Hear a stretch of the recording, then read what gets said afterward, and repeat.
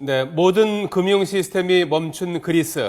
IMF에 빌린 15억 유로를 우리 시각으로 내일 새벽까지 갚아야 합니다.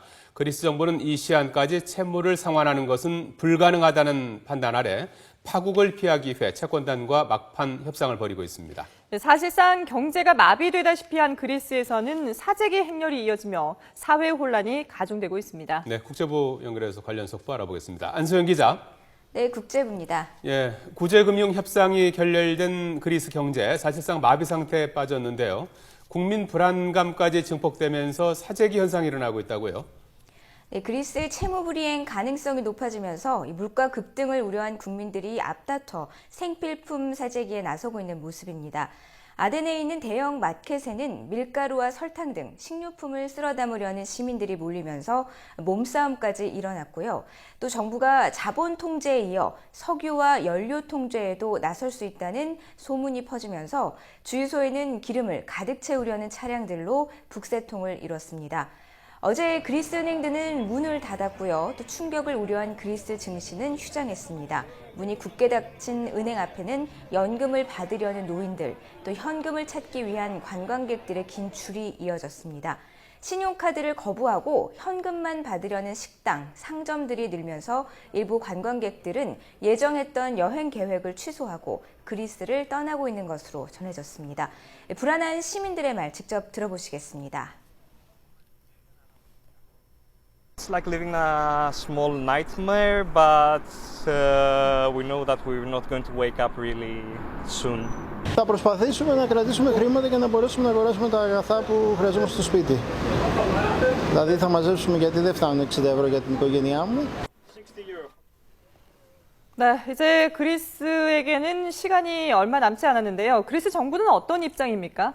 네, IMF 채무 상환 마감 시한인 우리 시각으로 내일 새벽입니다. 그리스 정부는 이미 빌린 15억 유로, 우리 돈 1조 9천억 원을 갚을 수 없다고 밝혔습니다.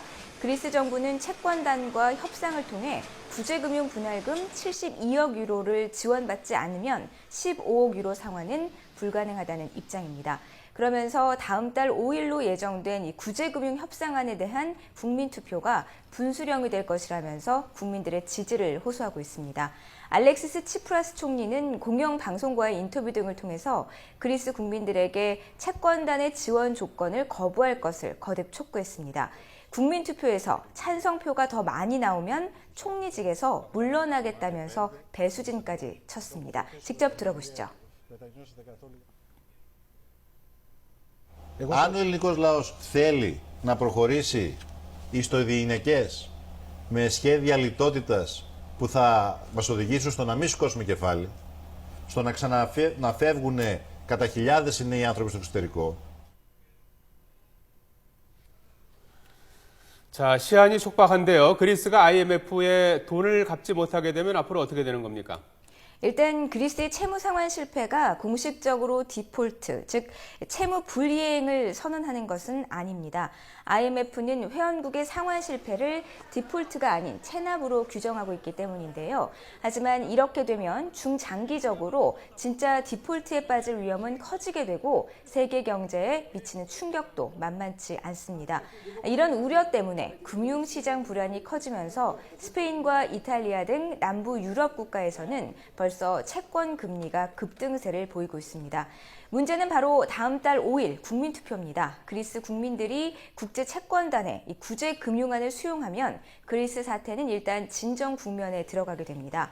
다만 이 경우 치프라스 총리의 사임과 조기 총선 등 정치적 혼란으로 이어질 우려가 큽니다.